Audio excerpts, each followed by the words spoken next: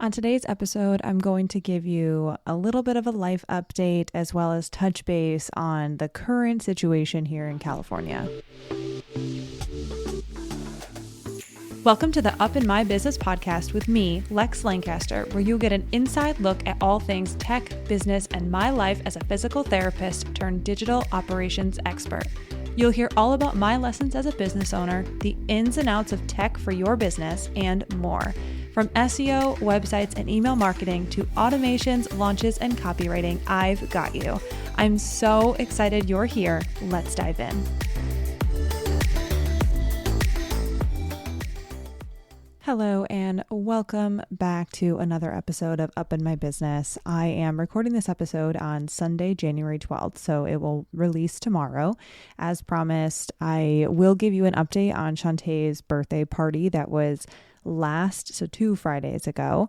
And today I'm just going to keep it really light. We'll talk about a few things as far as life and California fires and business stuff goes, but not really going to give you a ton of tangible, tactical, typical Lex stuff today, more or less going to give you some updates and just chit chat. So I guess we'll start. I'll give you the quick life update / birthday rundown. I will tell you that everything was perfect. I spent a ton of time planning this and literally hoping that it would be amazing, and it exceeded my expectations. It was incredible. All of our vendors were amazing.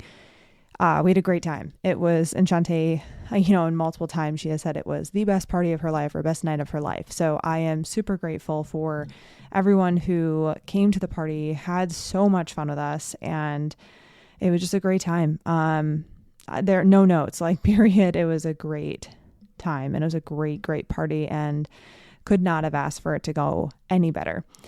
As for business stuff, really quick, I'll go into this too when I talk about the current situation in California, but everything is still just rocking and rolling as far as the normal stuff goes, if you will. So, typical schedule, typical scheduling time periods.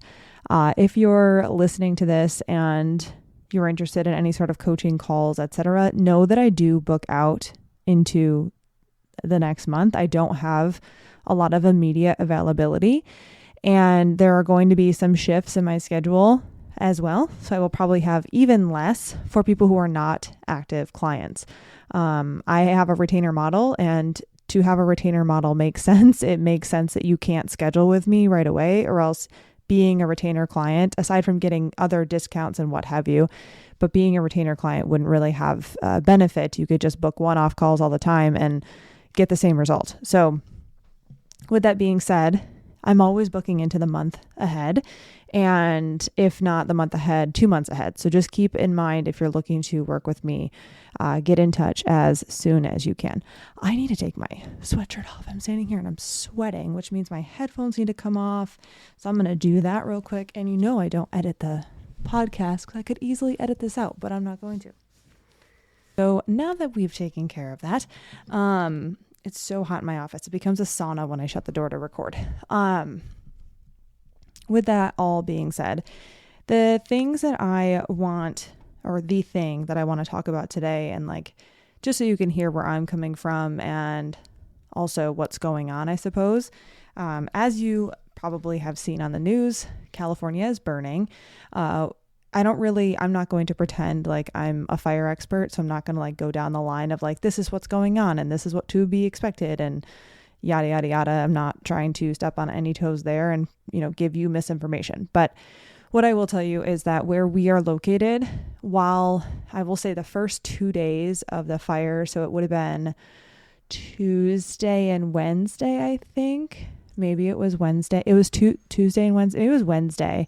I think it was Wednesday. Maybe it was Tuesday and Wednesday. Either way, the first 2 days of the fire, it was pretty terrible here as far as air quality. The smell in the air, it smelled like a campfire, and we had ashes over most of our stuff. My car is very, very dirty. I have a white car, so you can tell that it's covered in ash. So it was pretty bad here as far as the secondary effects. We didn't have any sort of fire here or any sort of flames that popped up. It's just not the way that the wind was blowing / we were actually, even though we're very close, we were actually far. And there's a marina in between us and where the fires were. There's a lot of different things that come into play. With that being said, obviously it's been like a stressful half a week. We did have a friend who was evacuated from her apartment, stay with us for a night, and then she stayed with us partially through the next day. And we were really just keeping our guest room open for anybody who needed it, just because we do have a guest room and we also have space outside of the guest room. So if people needed a place to evacuate to, we had that. I will say that, we had Lextramind, which is the small group mastermind program that Shantae and I run together.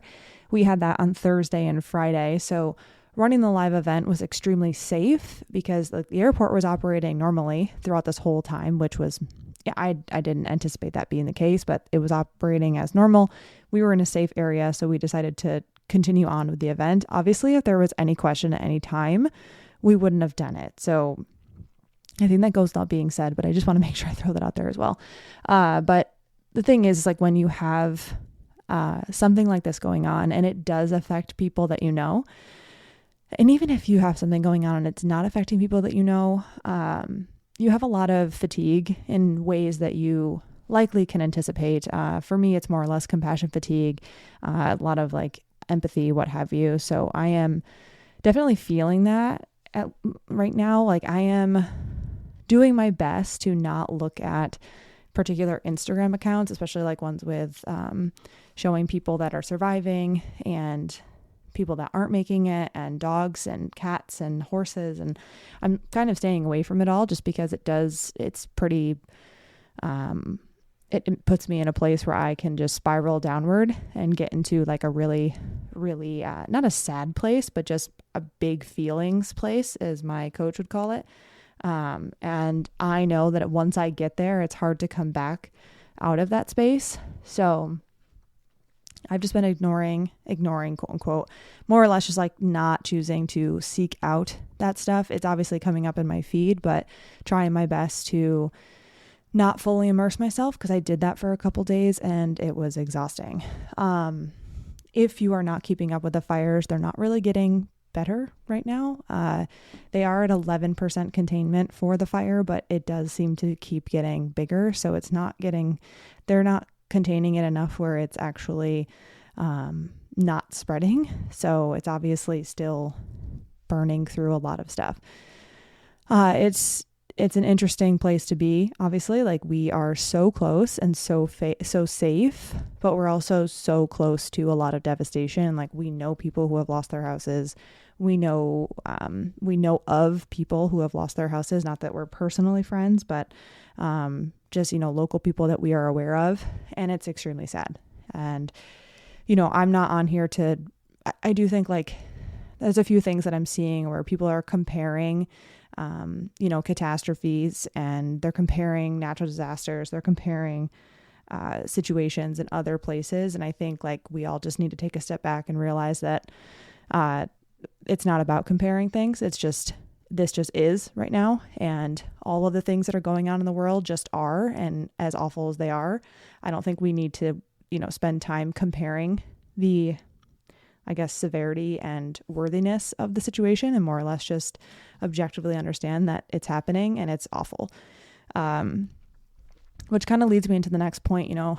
As you operate a business, as you are a personal brand, you feel a certain type of way conducting normal business and like going about your life in a way that, I guess, outwardly looks like you're not paying attention to what's going on around you.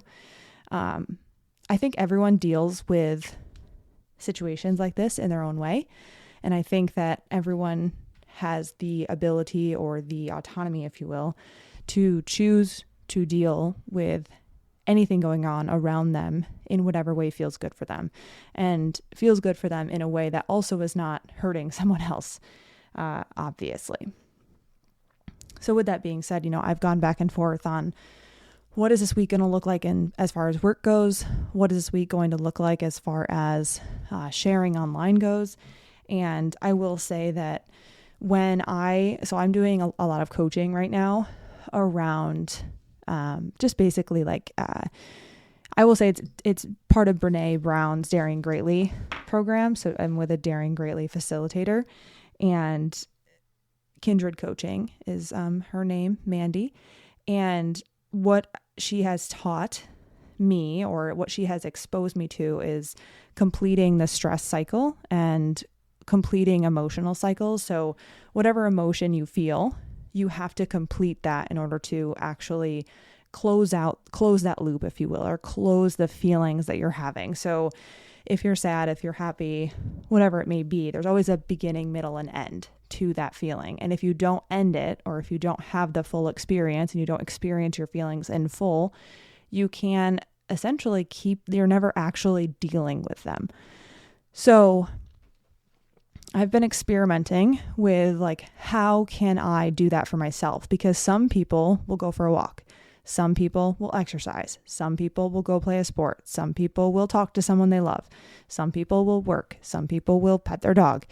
So I've been experimenting with different ways that help me complete the stress cycle. And because it's something that's different, and you know whether or not something works for you or doesn't work for you based on how you feel afterward, or if you feel better.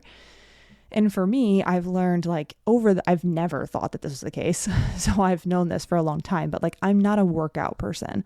So if I'm feeling some type of way, if I'm feeling sad, I actually quit my workout, I stopped working out on, I don't know, I think it was Wednesday night, Tuesday night, whatever night the fire started, I actually stopped working out because I just couldn't do it. I was like, I cannot push myself through this workout today. It's not happening, because I just had so many emotions. So I know that doesn't help me. So I've been experimenting with other ways. And the two things that I've really found to be helpful for me are, or I should say three things really: walking, and it's usually outside more than my treadmill inside, or walking pad; talking to someone. Usually it's, a friend, a family member, talking to someone. And then the other one is work. And it's for me, I'm in therapy. So I know why I find work to be really gratifying, or giving me gratification, to feeling very satisfying, and why it closes my loop for any sort of emotional experience. But for me, I'm this is how I'm going to process the things or move through the feelings that I'm having around the situation. And it's not an excuse to work and to go about business and pretend everything is okay. It's my way of dealing with the things going on around me. And the way that I deal with things may not be the way that you deal with things. And that's fine. That we're not comparing here. It's more or less just acknowledging that if you also feel like working or going about your day as you typically would is helpful for you, it's really hard when societally, I guess, we expect, or we are expected to, let's just say, sit in the emotion and, let it consume you. And there are people, myself included, who when I do that, I feel really bad. So learning how to actually sit with that, have it be what it is, and then move through it in whatever way feels good. You have to do what's best for you. And some people are going to say the way to do that for me is to get involved. The way to do that for me is X, Y, and Z. So sure, do whatever feels good for you. But for me, I'm just acknowledging the fact that this week I'm going to be working as normal, while also, paying attention to the other ways that I can help, instead of sitting and being an emotional spiraling human, in all of the caregiving and the empathy and I guess just big feelings land, if you will. So with that being said, I do want to draw your attention to a few things, because there are ways in which we obviously are helping as far as this whole situation goes. And one of the ways that you can help is donating. So Shantae and I have both taken time to find a few places to donate to that, one, aren't scams, because we all know when things like this happen, people find any way to scam money, which is super unfortunate, and also frustrating, but it does happen. So I'm going to give you a couple options. I'll put them in the show notes, but the LA Fire Department, the Palisades Vet, Convoy of Hope, which I found through Sharon McMahon, and then World Central Kitchen, who's providing meals for first responders. So all of those four places are really good places to donate. Obviously, if you find your own, or if you have a personal family who needs things, obviously donate there. But if you're looking for a place to donate and you want to make sure it's not a scam, those four options are definitely one of those. So they are not scams, and you can donate there if you're looking to help with sending monetary assistance.